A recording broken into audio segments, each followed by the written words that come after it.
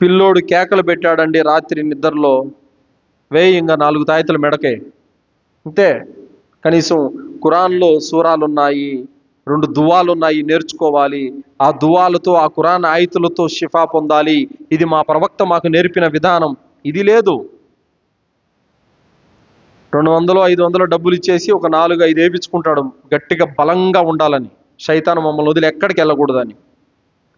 అంతటితో ఆగడు, ఇంకా ఇంటికి 2 కడతాడు, బైక్ ఉంటే బైక్ 2 కడతాడు.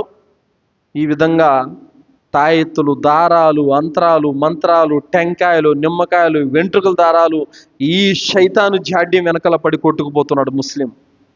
ఇస్లాం ధర్మము అల్హమ్దుల్లా జ్యోతి అండి, వెలుగండి. అల్హమ్దుల్లా చీకటి నుండి వెలుగులోకి తీసుకుని వచ్చేది ఇస్లాం ధర్మం, అజ్ఞానం నుండి జ్ఞానం వైపునకు తీసుకుని వచ్చేది ఇస్లాం ధర్మం. కానీ ఈ రోజు ముస్లింలు తమ వద్ద ఖురాన్ గ్రంథాన్ని పెట్టుకొని, జ్యోతిని పెట్టుకొని, వెలుగుని పెట్టుకొని కూడా చీకటిలోనే తచ్చాడుతున్నారు. కారణం ఏంటంటే దాన్ని చదవడం లేదు.